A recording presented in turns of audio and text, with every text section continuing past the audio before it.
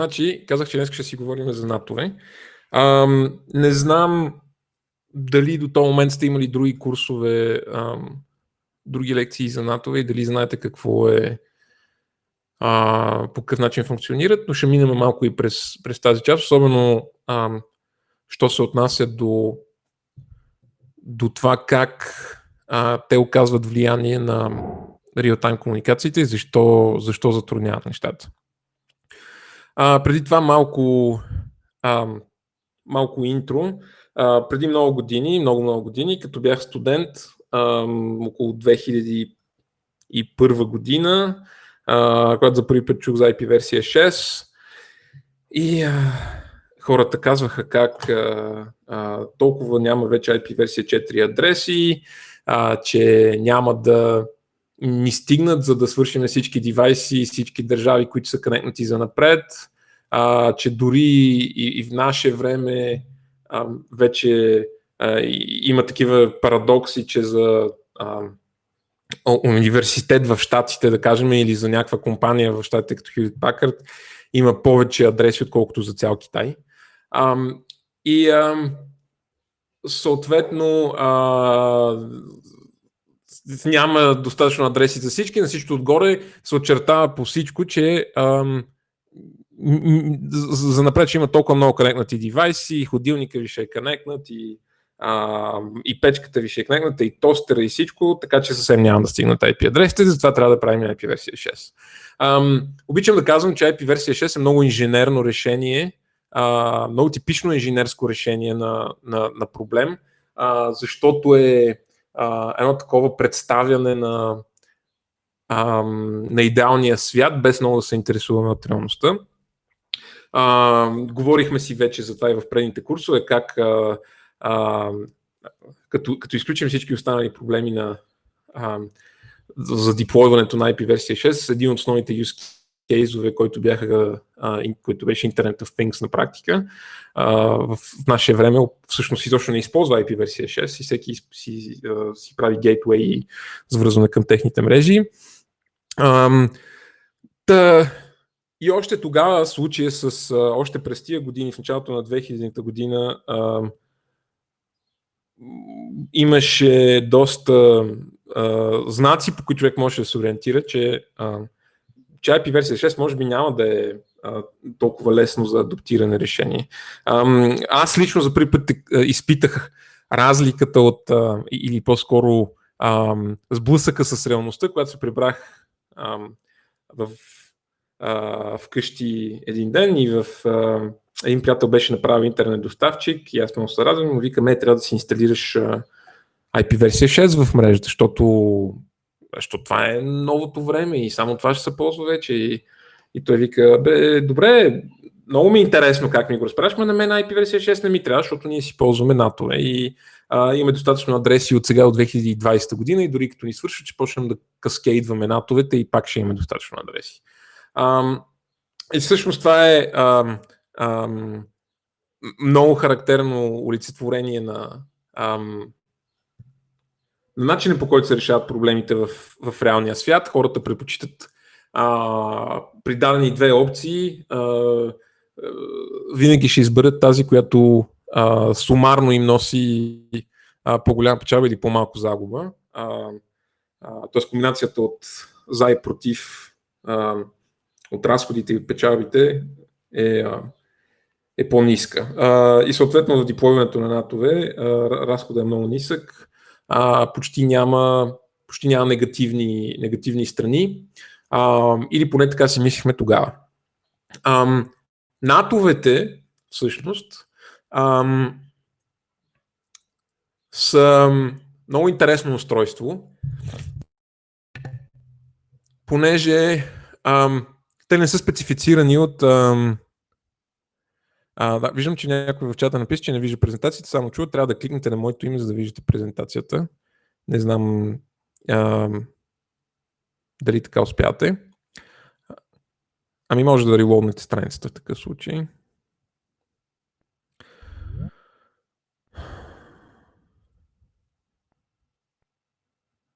Така по-добре ли е? Окей, сега. Добре. NAT-овете не са специфицирани от никой, не се правят по спецификация. За тях няма стандарт, който да описва ето как трябва да изглежда един NAT. Дори доскоро нямаше никакви документи, отскоро няколко години в ITF има RFC-та, които ви казват, ако ще правите NAT и ако го направите по този начин, има вероятност да работи по-добре, но това не е нещо, което вие трябва да уважавате, за да ви се продават NAT-овете. За да ви се продават NAT-овете, те трябва да могат да... Още ето юзерите, които ще ги ползват, трябва да могат да ги ползват, трябва да могат да им вършат работа. По-голямата част от юзерите как ползват интернет? Стоят си вкъщи и се конектват към сервиси, които са някъде из публичния интернет. И за тия use case-ове NAT-овете работят отлично. Това виждаме и на тази диаграма. Много большинството от NAT-овете живеят и работят с тая презумпция. Проблема при ползването на NAT-овете, който не е толкова очевиден, или поне в наши дни вече е безкрайно очевиден, но в началото не се е забелязал изобщо, е, че с NAT-овете има един куп услуги, които стават много трудни за доставяне и по-скоро end-to-end услугите.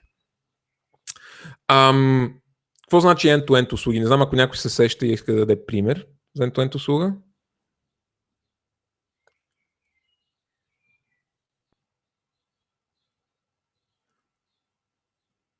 Окей. Сигурен съм, че всички ползвате. От началото на семестъра си говорим, нали, за VoIP, което е типичен пример за end-to-end услуга. Идеята е, че един потребител се свързва директно с друг потребител и обменя информация директно с него, без непременно да минава през сървър. Друг вид end-to-end услуга, който всички ползвате най-вероятно, е файл шеринг и BitTorrent-ите. Извинявам се, иска да кажа торентите, като цяло, където също сваляте файлове директно от други потребители. Сега, тия двете приложения имат някои разлики, но има също така и много прилики. Имат същите проблеми с NAT-овете.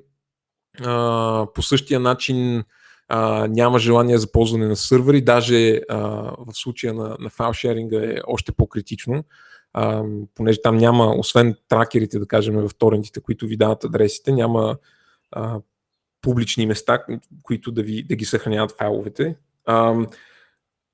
От друга страна, VoIP, това, което има като специфични констрейнти, е факта, че всичко трябва да е real time. Да кажем, в една файл шеринг програма, ако ви отнеме една минута в началото, една минута може и да забележите, но да кажем 30 секунди, ако ви отнеме да установите връзка с някой, няма да е кой знае какъв проблем, понеже така или иначе филма ще си го сваляте 1 час или 10 минути или нещо такова и ще го гледате малко по-късно, едва ли гледате на живо. С VoIP, когато тръгвате си говорите с някой, вие сте му позвъняли, той е дигнал, очаквате си говорите веднага и освен това по време на връзка, ако вземат, че се разпаднат нещата, в случая на файл шеринга, хубаво, 20 секунди по-късно ще тръгнат пак, няма проблеми. В случай на телефонно обаждане, дори 10 секунди да нямате връзка, най-вероятно ще затворите. Но тези констрейнти общо взето не са, те разлики в констрейнтите общо взето не предизвикват, не пречат на това да използвате ние същи решения и двете в основните си линии, тия решения, които се ползват и от торент програмите и от VoIP application-ите са сравнително подобни. И двата вида application пресичат NAT-овете по много сходен начин. И сега ще видим как това става. Тук ще минем покрай тия слайдове сравнително бързо, те не са толкова важни. Сега, да се върнем на базата на VoIP, установяването на едно обаждане.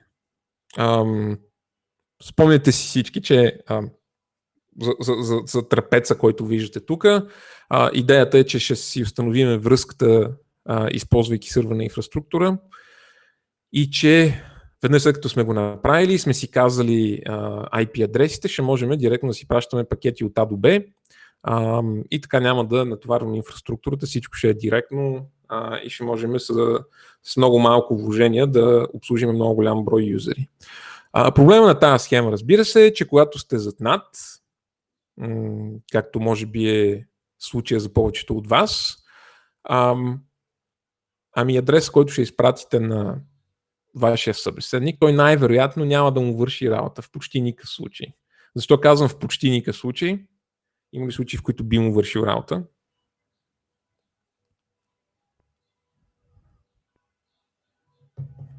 Я да си изберем отдолу някой да се намеси.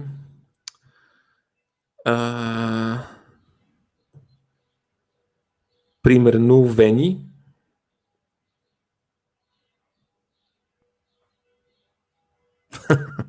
Добре. Да, Вени, ти искаш да кажеш според тебе, ако си говориш с някой и му пратиш IP адрес и който е зад над, аз казвам, че този адрес в почти никакъв случай няма да му върши работа, но само в почти никакъв случай. Има някои малко случаи, в които би му свършил работа. Кои са тия случаи?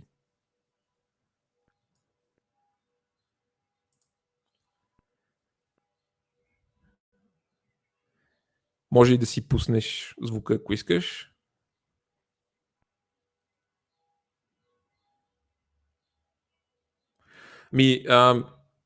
Идеята е, че ако той е зад същия над като вас, този адрес ще е валиден и за него, понеже го е получил от същото устройство. Но това може би ще е по-разбираемо след малко, като стигнем до функционирането на натовете. Между другото, ако по някое време някой от вас има въпроси, не се колебайте изобщо да ги задавате и да ме прекъсвате. Аз продължавам напред. Значи, тук ви показвам два примерни пакета, с които се установяват обаждания. Вляво имаме SIP Request Invite, който е началното съобщение за едно обаждане в SIP протокола. И виждате на петия ред от тялото на съобщението в Connection Header имаме IP адрес, който е сложен там от самия клиент. Също така и в XMPP съобщението, IQ съобщението Session Initiate, имате IP адреси, отново сложени в съобщението от самия клиент. И това е основният проблем, че клиента, това, което знае той като собствен IP адрес, е това, което е конфигурирано на самия му интерфейс. Той няма представа, че пред него има натовете, аз обичам да ги наричам измама, защото те са там и се преструват и гледат никой да не ги забележи. Това им е целта в живота, да останат прозрачни и незабелязани и никой да не знае за тяхното съществуване. Съответно, клиента не знае, че това не му е публичния адрес, когато е зад над, той просто знае, че това му е конфигурирано на интерфейса и че това трябва да прати на събеседника си. Проблемът е, че като пратите това нещо на събеседника ви и той не се намира в същия над като вас, тогава той не може да ви изпраща медиа. Ако от вашата домашна мрежа се опита да пратите трафик на 192.168.093, той най-вероятно няма да стигне до никой. И това всъщност е същината на проблема с натовете. Това неизползваемост на адреса в публичния интернет. С тази цел тръгнахме да правим IP версия 6. Това е проблема, който искаме да решаваме. Но там, за съжаление, се сблъскаха различните разработчици с трудността на деплойване на IP версия 6, което отнема вече повече от 13 години от очакваното. Така, сега, това е сравнително сериозен проблем. От началото на курса си говорим как ще си обменим адреси и ще почнем да си пращаме медиа директно. Изведнъж се оказа, че тия адреси всъщност не стават за изпращане на медиа. Какво може да направим? Нека за да решим какво да направим, да разберем как точно работят натовете. Припомняме. Значи за всички натове валидно следното нещо. Имате част от мрежата, която е зад него и останалата част от интернет, която е пред него. Съответно, ната е нещо като гейтвей, който седи между тия две мрежи. Най-често има два интерфейса, два мрежови интерфейса с различни адреси. Един от тия адреси е нормален IP адрес, който е адресируем от публичния интернет. Това е външния му публичен интерфейс. И другия адрес е вътрешния, който използва за комуникация с устройствата, които са в неговата вътрешна мрежа, устройствата, които той крие. Целта на един NAT е да убеди всички сървъри в интернет, че всъщност зад него, че всъщност той е компютър, който комуникира с тях, то е устройство, което комуникира с останалите по интернет и това е. За него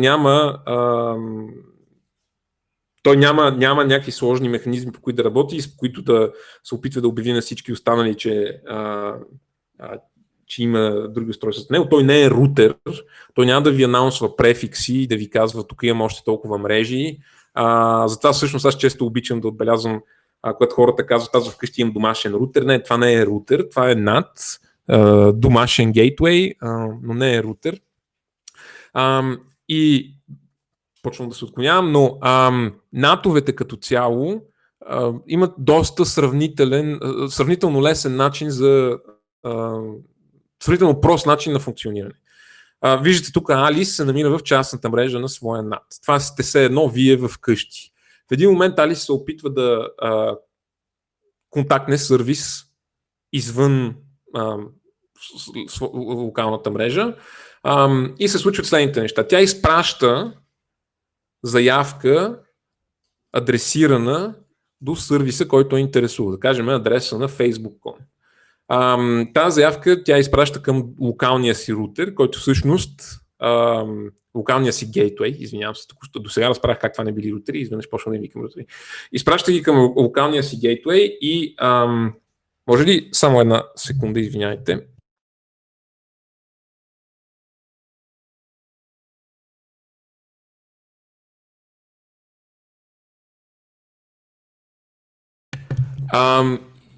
Така, значи Alice изпраща заявката си, тя е адресирана към публичния сървър, стига до локалния гейтвей, който всъщност е NAT.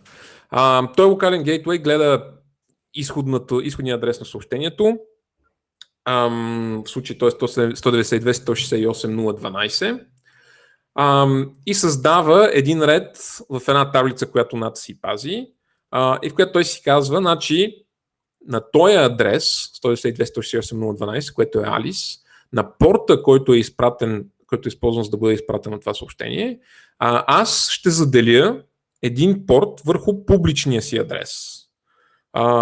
Този е порт 8632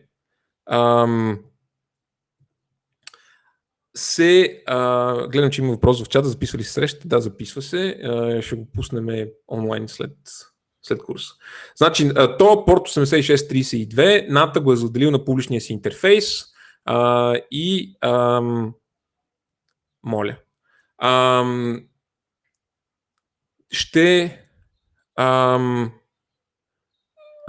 Мартине, гледай, пак ме разсейваш. Сек ти, бе, човек. Значи, той адрес е заделен на публичния адрес на NAT и той си знае, че стига писане. Той си знае, че когато пристигнат съобщения на него, те трябва да бъдат препратени до Alice на порта, от който тя е изпратила първото си съобщение. Значи Alice нейното съобщение стига в някакъв момент до сървъра и той, когато й отговори, това съобщение пристига до NAT и той си казва, получих съобщение на порт 8632 и аз знам, че съм си го задарил на Alice, затова ще й препратя съобщението до нея. Затова комуникацията между клиент и сървър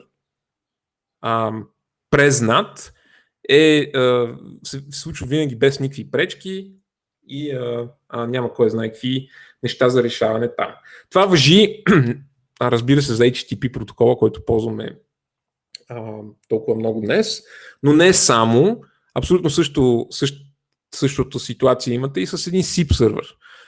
Когато вие се конектвате или се регистрирате вашия SIP сървър и му казвате аз се намирам на това място и тук искам да си получавам обажданията, Вие на практика нямате проблем с натовете. Това искам да го запомните. Сигнализацията няма проблем с пресичането на натове, защото тя е базирана на клиент-сървърна архитектура. Проблема започва, когато искаме да обменяме медия директно от клиент до клиент. Значи, пак повтарям, когато имате сигнализационни сървъри, няма проблем за пресичане на натовете за сигнализация. Това важи за SIP, важи и за XMPP. Сега, ако трябва да отворя една скоба и да бъдам много точен, все пак трябва да кажа, че имаше някои неща, които трябва да се донагласят с SIP, понеже SIP е правен отдавна, през 90-те години, в които правен е като доста богат инструмент за установяване на сесии. Правени са предположения, че клиентите може да искат да си изпращат сигнализационни съобщения директно и съответно тия фичери на SIP наистина не работят добре зад-над, но те са много лесно решими и до ден днешен не представляват никакъв проблем за повечето SIP деплойменти. Затварям скобата и повтарям, така че наистина сигнализацията, пресичането на натовете не е проблем.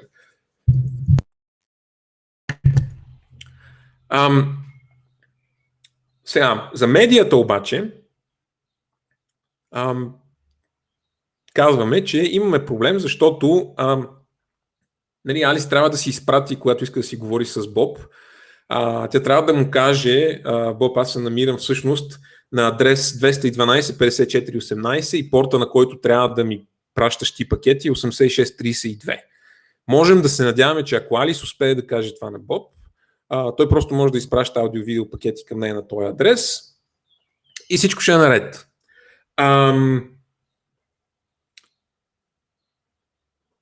Това е едно от първите решения, които станаха популярни в света за пресичане на натове. И именно идеята, че ако клиента успее да намери публичния адрес на ната си плюс порта, който му е заделен за определена комуникация, то той просто може да го каже на кореспондента си и кореспондента му да почне да му изпраща медия там. Сега идеята е как можем изобщо да си мислим, че един клиент, който не знае за съществуването на ната си, да намери публичния порт, който му е мапнат. Някой има ли идеи?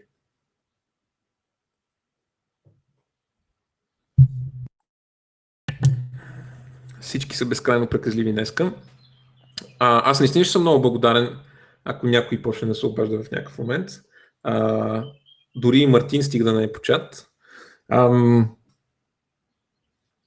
Не, добре, няма никой. Тогава аз продължавам да си отговарям на въпросите. Има, не знам дали въпросът е да не си в чат, Мартина, въпросът е да говориш и да взимаш участие в час. Това можеш ли го правиш? Айде.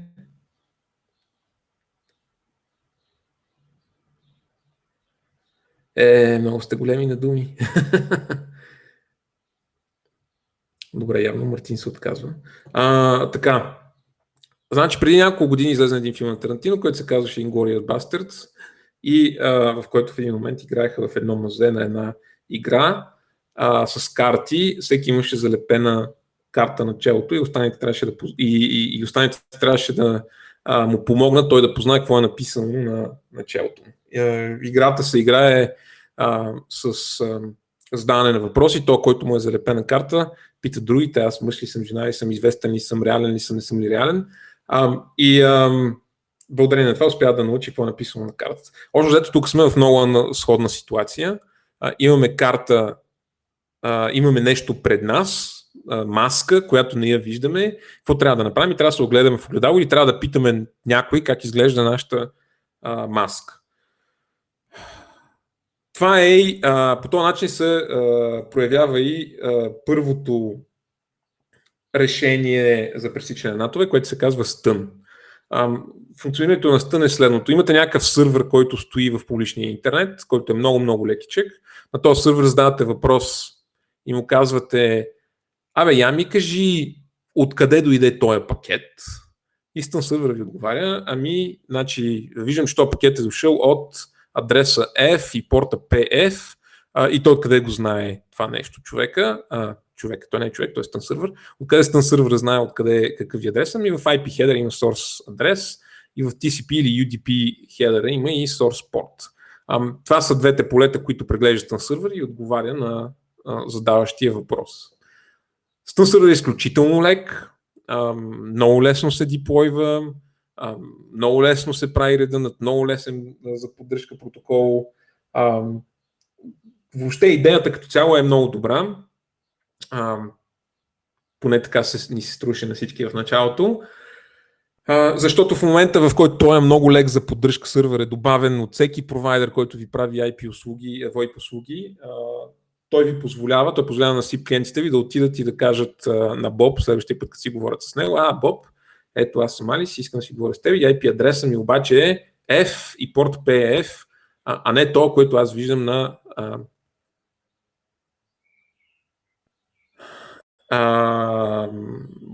да, благодаря ти, Мартине, за приноса. Ето адреса, на който трябва да ми изпращаш пакетите си. До тук добре, всичко звучи много интересно.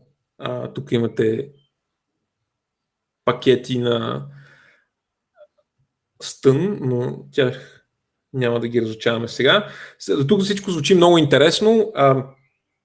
Проблема е, че тази цялата работа се базира на презумцията, че натовете работят по определен начин. И презумцията, че ако имате заделен порт на публичния адрес на ната, всичко, което хвърлите върху този порт, то ще ви бъде докарано до вътрешното устройство, което е заделило съответния порт. Проблема с натовете обаче е, че не може да правите презумпции за тяхното функциониране, защото, както казах, те са измама и няма стандарт, който да ги задължава да работят по определен начин. И съответно имате натовете, които функционират по много различни начини. Някои от тях чупят стън, други не. Да видим как точно стоят нещата. Представете си, че NAT, тук в този случай, използва таблица като тази, която видяхме преди малко, само че вместо да има две колони, има три. И когато Алис изпрати съобщението си към стън сървъра, NAT записва нейния адрес, както преди малко, записва порта, заделя и публичен порт, но на всичкото това NAT си казва, аз освен, че съм NAT, що пък да не бъда и firewall?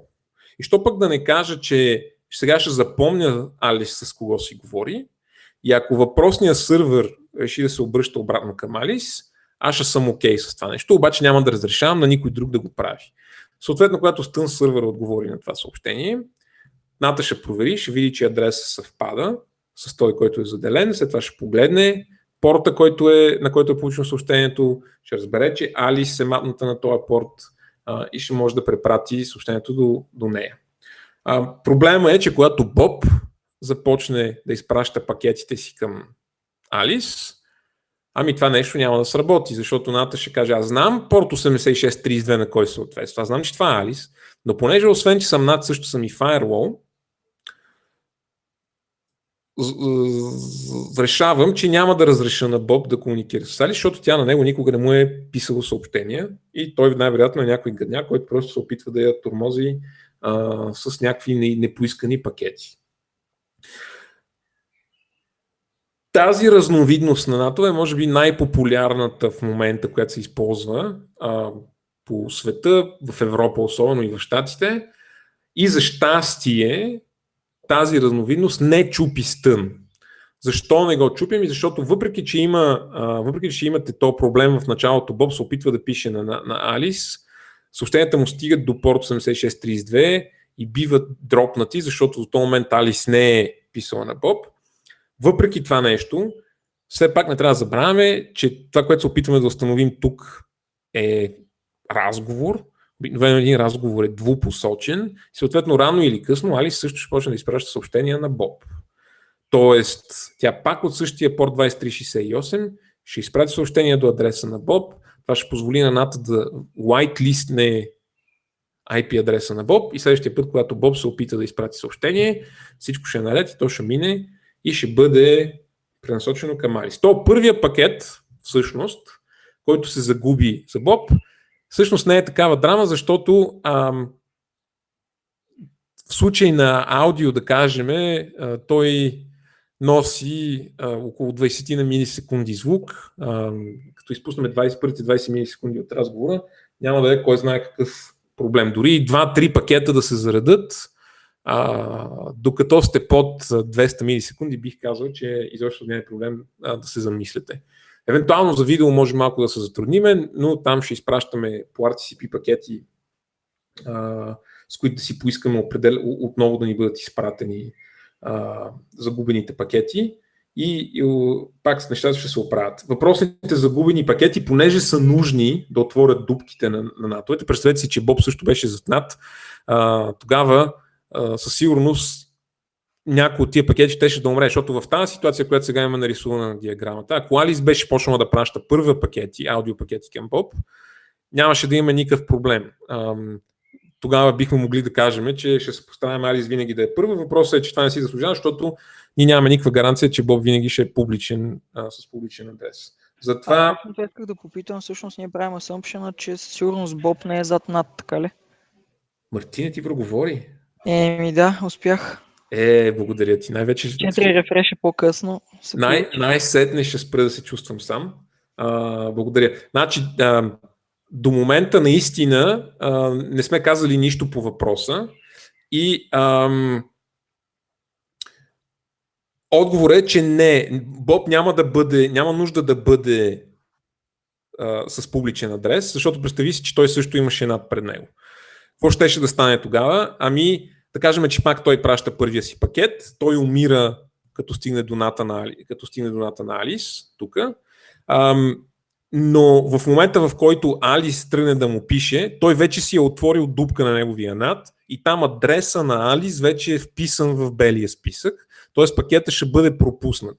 И оттам нататък всички пакети в двете посоки ще бъдат пропуснати, дори и пред Боб да имаше над. Okay?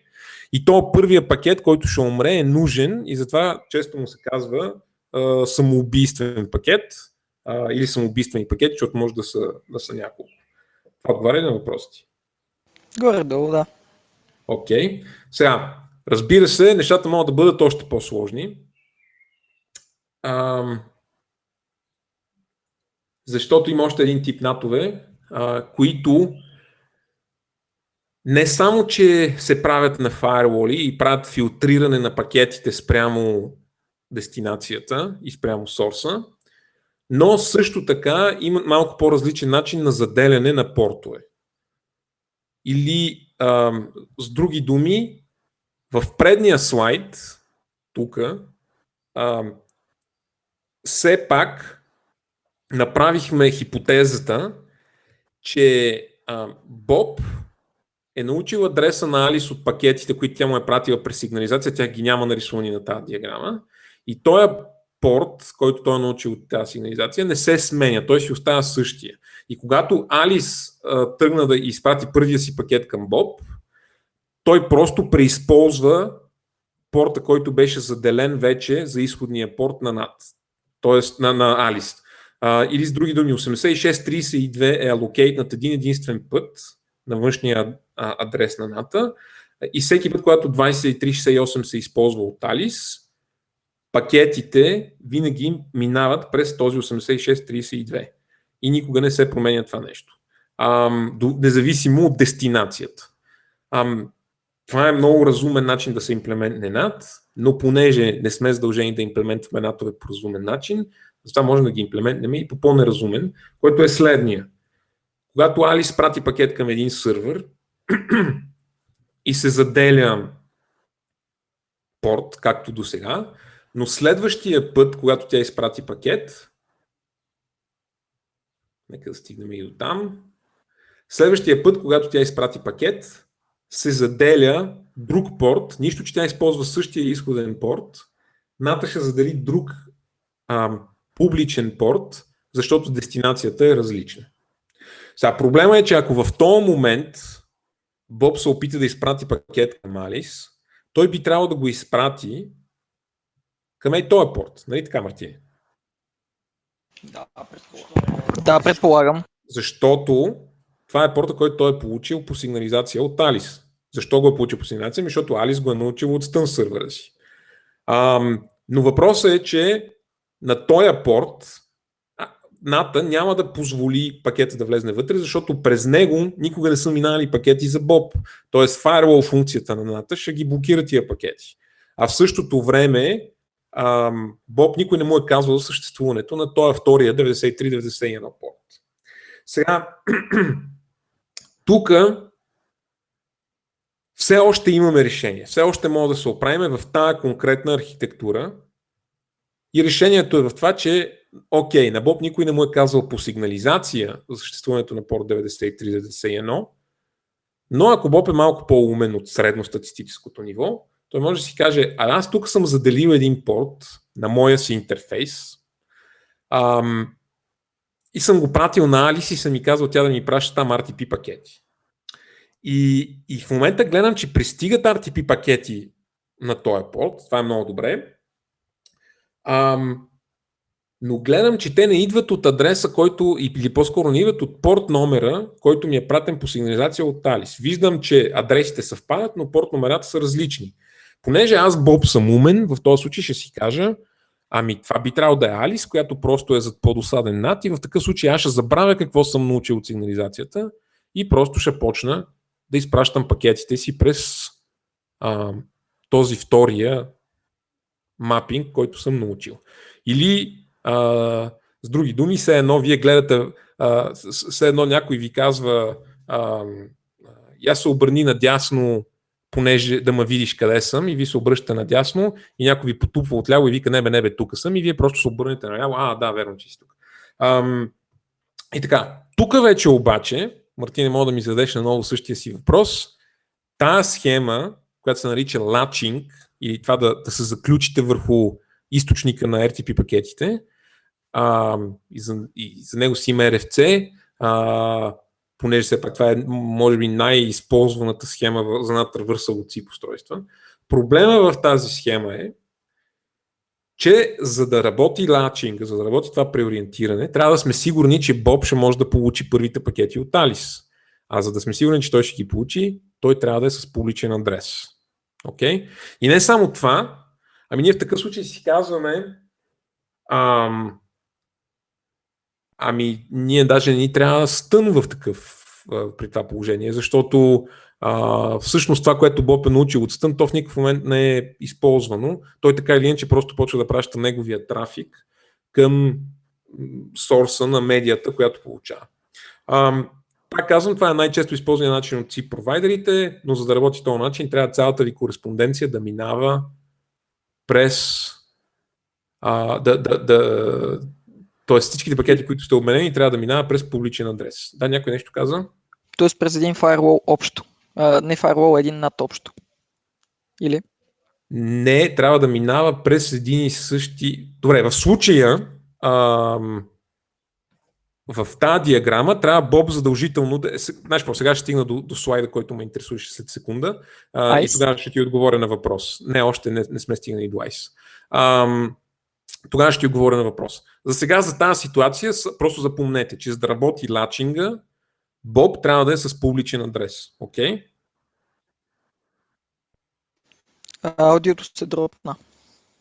Казах, това, което трябва да запомните от този слайд е, че за да работи латчинга, Боб трябва да има публичен адрес. Окей? Трябва да е така ли? В тази ситуация, за да работи латчинга, да, не трябва да бъде зад над. Така, сега ще видим това защо е полезно. Нали, защото в този момент може би си казвате, това никой няма да сработи. Аз кога ще си говоря с хора, които имат публични IP адреси. И сте прави. Въпросът е, че това много помага, когато Боб не е юзър, а е сървър. И когато искате да си говорите с сървър, това всъщност е най-използвания начин той да ви научи къде се намирате и да преминете през натовете. Сега продължаваме нататък. По какви други начини можем да разберем нашия публичен IP адрес и порт и да ги кажем на Боб? Един протокол, за който може би сте чували, е UPnP. Чували сте за UPnP?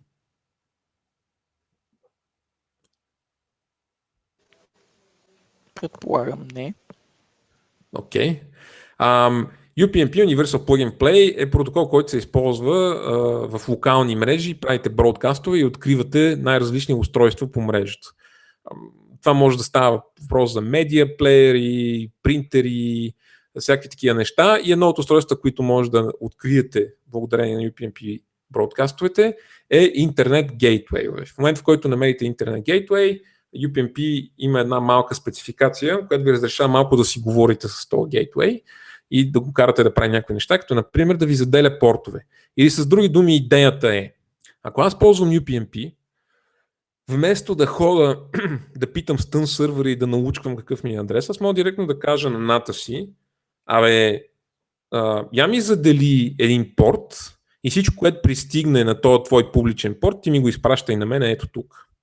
Така може да сме сигурни, че всичките ми пакети, които излезнат от този порт, задължително ще бъдат ротирани през един и същи порт на ната и всичко ще е много хубаво. Сега, проблема с UPnP е, че всъщност те са няколко. Първият е, че UPnP нямате никаква гаранция, че ще го имате там, където сте. Той трябва да бъде изрично. Моля? Един технически въпрос. UPnP, за да работи, не трябва ли специфичен адрес от мрежата да е enable, като цяло по дефолт в общия случай да не работи? В момента може би смесваш добри практики или security практики с техническа необходимост. По принцип, за да работи UPnP, трябва да е пуснат на рутера, наистина, за да може той, като получава бродкастове, да отговаря. Ако не е пуснат, в смисъл, рутера ти или гейтвея ти, продължавам, викам рутер, гейтвея ти не може да забрани да се праща UPnP из цялата мрежа, защото той е просто гейтвей, той седи във ъгъла на мрежата и си изпраща пакети за навънка. Ама ти може да си имаш PlayStation 4 в мрежата, която да може да плейваш филми през нея, може да си имаш принтер, който се анонсва през UPnP и тях ще си ги научаваш. Въпросът е, че всяко от тия устройства трябва да го поддържа и да му е пуснато. Наистина има много натове, които поддържат UPnP, на които не им е пуснато по подразбиране. И тогава, за да можеш да го ползваш, наистина няма да ти се получи, трябва изрично да ходиш да ги конфигурираш и да го пуснеш. След това, разбира се, вече доста убива използваемостта на цялото нещо, защото ако аз трябва да обяснявам на баба ми или на баща ми как да ходя да си пуснат UPnP, мога да забравя. За сметка на това, това е всъщност първия проблем. Не може да разчитате, че UPnP ще е там и дори да е там, не може да разчитате, че е пуснат. Втория проблем е, че какво става, ако вие питате вашия гейтвей, какъв ти е на тебе публичния адрес и дай ми един публичен порт, той ви ги върне, обаче се окаже, че самия ваш гейтвей също се намира за друг NAT. Тогава за него нищо не знаете. Нищо не сте научили за него и този адрес, който ви е съобщен през UPnP, не ви служи за абсолютно нищо. Или с други думи, това е втори голям проблем с UPnP. Не само, че не може да разчитате, че ще бъде поддържан, ами не може да разчитате, че работи във всяка топология. Има тия топологии с каскейднатите натове, просто не работят с UPnP. В последно време с Cisco лансират един протокол, който е много развита версия на тази част от UPnP, т.е. не е протокол за дискъвърване на устройство в мрежата, е наистина PCP се казва протокола, протокол за комуникация с натовете ви и с фаерволите ви. В такива случаи в този протокол изрично поддържа каскейднати натове, ще си научите всичките адреси и така нататък, но той се поддържа още по-малко и от UPnP, така че дори и това не е кой знае какво решение. Или с други думи, да обобщим до тук, видяхме стън, който работи в много случаи, освен в тия, в които натовете ще ви заделят различен порт за всяка дестинация. Това се наричат натове, които правят Endpoint Dependent Mapping. Те няма да работят с стън. Видяхме също UPnP, който е в абсолютно същата ситуация от теоретична гледна точка. Ще работи понякога и понякога няма да работи. Видяхме също Окей, гледам, че Мартин е писал, че аудиото е започнало да пада. Това само за него ли или никой не ме чува добре? Може ли някой друг да каже нещо? Окей. Емил. Кой се казва Емил?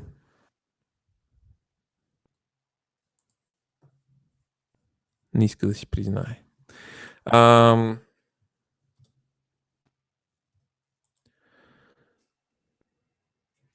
Емил се казва Емил. Ами, Емил е приятно да се запознаем. И аз се казвам Емил. Така.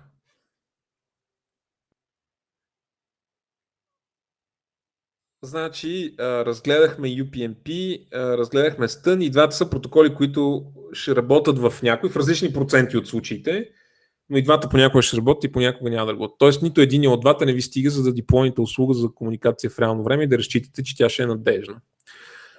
Да продължим нататък. Единственият сигурен начин да минете без проблеми през NAT, който прави Endpoint Dependent Mapping, е да използвате, да се върнете към базата, да вземете предвид хипотезата, която всички натове правят, или с други думи, че вие ще сте вътре и всички останали ще са отвън. И че ще си говорите само с сървъри. Тоест, ако по някакъв начин успеем да направим така, че цялата ни комуникация да минава през сървър, сте си решили проблема с Endpoint Dependent Mapping. Един от начините да го направим това нещо, един от начините да използваме медиа за цялата, медиа реле за цялата ни медийна комуникация е Turn протокола. Той е екстеншън на Stun, само че вместо да ходим да питаме сървъра да ни каже кой ни е публичния IP адрес, отиваме и му казваме, може ли да ми заделиш един адрес на твоя интерфейс и един порт и всичко, което дойде на този порт, ще ми го препратиш тук на този адрес, от който ти изпращам тия съобщения. Тоест, не само, че искам да ми кажеш откъде ми получи съобщенията, ами искам и там, откъдето си ги получил, да ми препращаш всичко, което е дошло на порта, който си ми заделил. Веднъж като направите това нещо с Turn сервера, може да го кажете спокойно на Боб и всичко, което той ви изпраща, да минава през него, а през Turn сервера и да стига до вас. Сега повтарям, това е схема, която би работила в абсолютно всички видове натове, просто защото работи по абсолютно същия начин като веб, използва същата топология, т.е. няма нужда да се опитвате да говорите с други юзери, които са зад натове, и може да разчитате на надежността на тази услуга. Друг начин да накараме всичко да минава през централен сървър, тук пак има някакви пакети, които сега няма да обръщаме внимание. Друг начин да разчитате, че всичко ще мине през сървър е това, което се нарича Hosted NAT Traversal, и то се базира също така на лачинга. Това е схемата, Hosted NAT Traversal е схемата, която се ползва от огромното большинство от SIP провайдери, през която благодарение на тази схема те успяват да ви помогнат да си пресичате домашните натове. Как работи това нещо? Може би сте го видяли на практикума, който правихте в университета. Идеята е, че когато тръгнете да каните някой да влезне в обаждане с вас, съобщението, което минава през SIP сървъра, вижда, че вие се намирате зад NAT, а някой път даже това не го интересува и просто безусловно той отива и сменя адреса, който сте пратили в SDP, частта от съобщението, отива и сменя IP адреса, който вие казвате на Боб и слага неговия вместо това. Тоест Боб, когато получи съобщението, инвайта, който вие сте му пратили, IP адреса, на който той мисли, че вие искате да си говорите, не е вашия, а е този на SIP сървъра ви. Съответно, когато Боб отговаря през SIP сървъра ви, става същото. Неговото съобщение минава през SIP сървъра заменя IP адреса на Боб със своя собствен и изпраща това съобщение до вас. Оттам нататък вие и двамата си мислите, че си говорите с SIP сървъра и пращате всичката медия натам. Тоест, свършите в същата архитектура като с Turn, с разлика, че не знаете какво се случва. Естествено, SIP сървъра все пак трябва и той да научи кои ще са ви все пак портовете, за да може да ви препраща медията там. И той до този момент не ги знае, защото вие сте му пращали само сигнализация, а медията ви най-вероятно ще използва други портове, но той много лесно ще може да ги научи, просто защото той ви е казал къде да му пращате медия и когато почне да получава медия от вас, по абсолютно същия начин като преди, ще направи лачинг и ще може да ви изпраща медийни пакети на порта, от който вие ползвате. Пак казвам, в света на SIP това е най-често използвания начин за пресичане на натове. Проблема с този начин е, че той има доста сериозни проблеми от гледна точка на security. Просто защото сървъра седи и чака някой да му прати пакет на медийния му порт. И като получи там пакет и той си казва, това всъщност сигурно е адреса на Алис и аз ще почна там да пращам аудиото от Боб. Тоест, ако някой се успее да ви изпревари и да прати на SIP сървъра пакет преди вас, той най-вероятно няма да може да той най-вероятно би успявал да хайджакне сесията ви и да ви подслушва. Някой път може да се оправи само едностранно да послушва и всъщност и в процеса да ви развали връзката и т.е. вие бихте затворили. Но някой път, ако се труди малко повече, може и да успее и всичко да прекара през себе си и всъщност да подслушва целия ви разговор. Единственият начин лачинга да бъде правен по сигурна гледна точка е просто да се използва SRTP с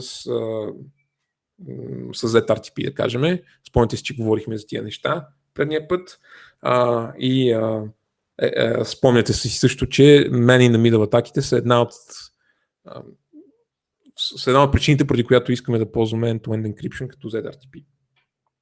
Така, сега повтарям, потретвам вече, медиа релетата ви дават сигурност, че ще успеете да си комуникирате по независимо какъв ви е ната.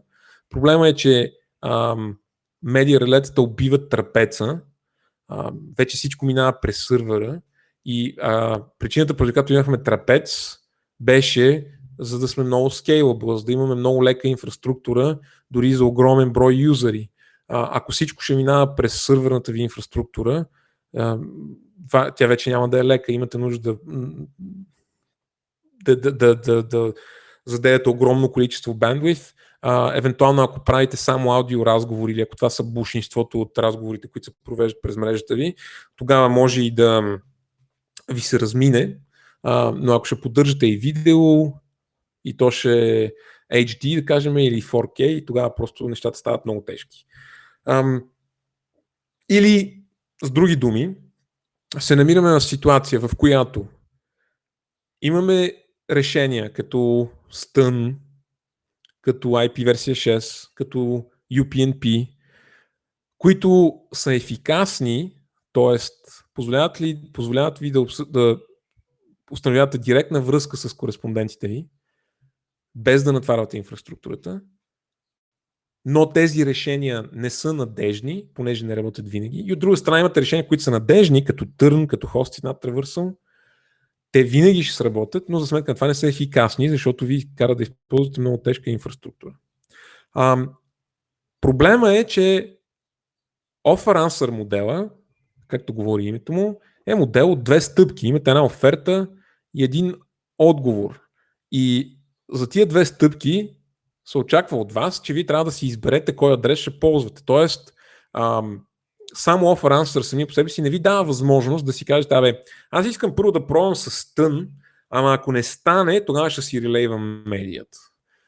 Би било добре това да работи, нали така? Тук е момента вече и да стигнем до последното решение и всъщност същинското решение на този проблем, но преди да навлезна в това, искам да питам дали има някакви въпроси.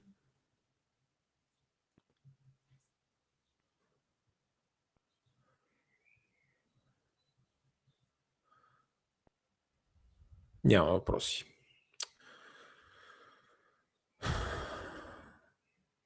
Добре, тогава продължаваме. Значи, нека да разгледаме един реален сценарий.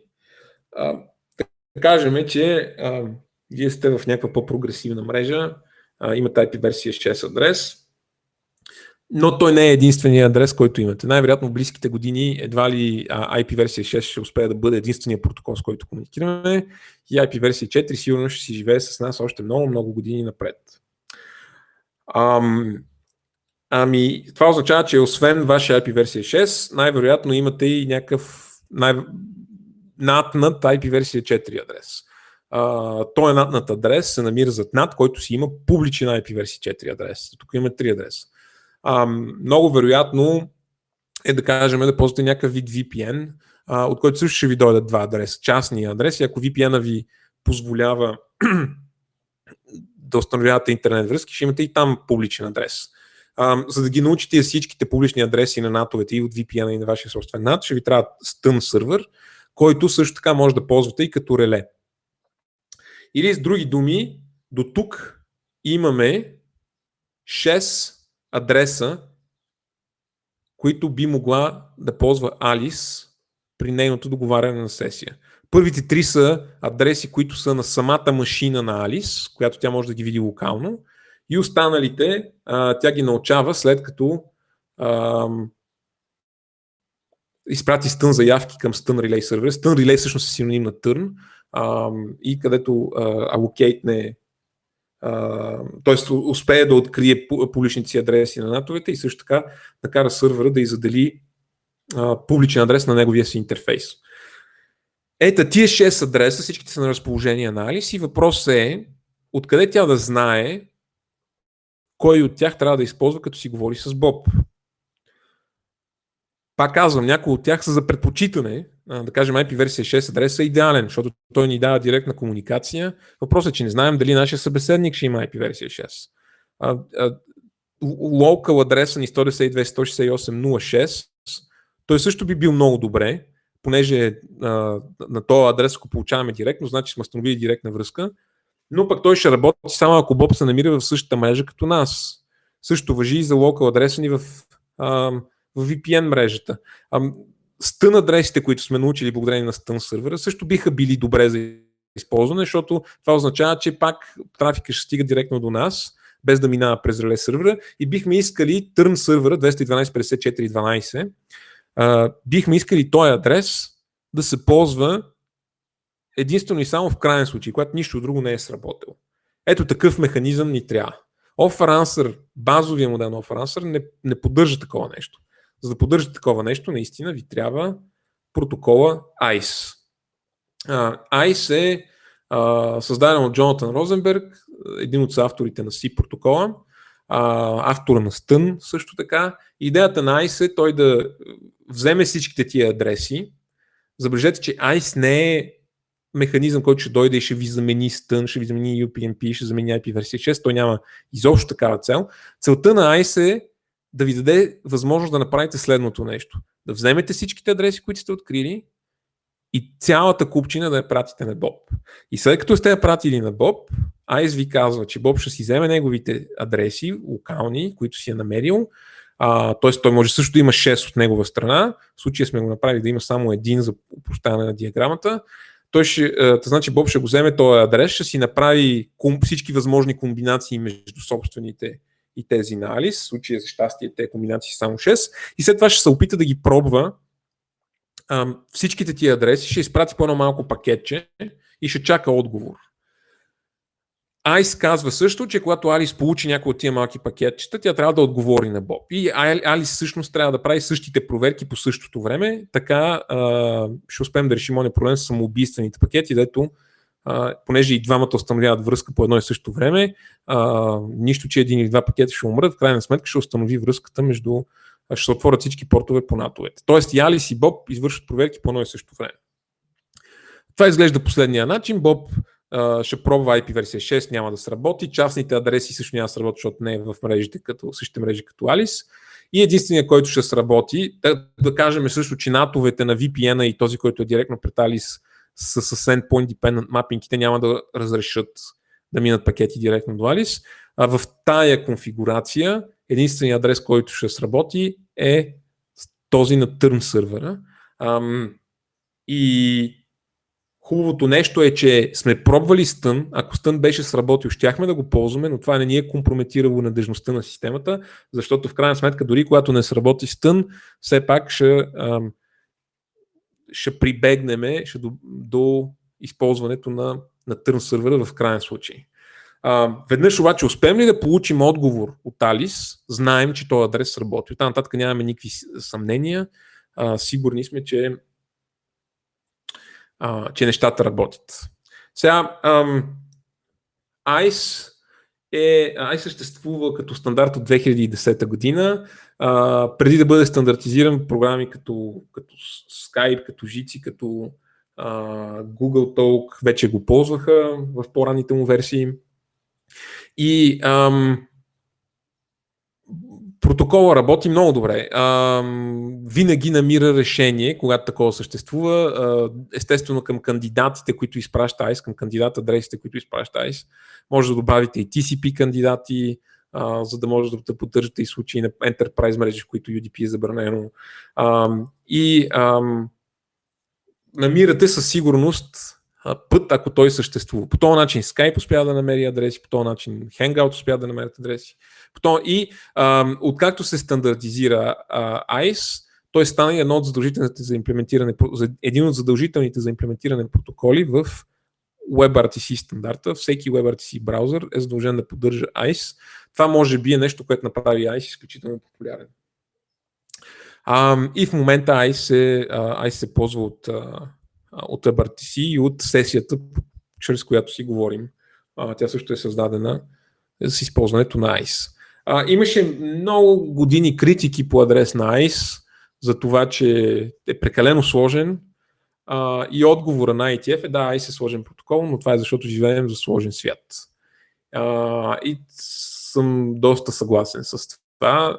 Наистина няма едно просто решение, но просто интернет е мрежа, която вече е на години, която е претърпяла дълга еволюция, имаме много разновидности и сложности, така че простите решения наистина стават все по-рядки и по-рядки.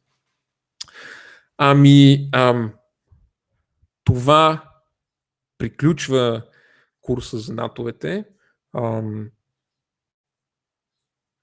И сега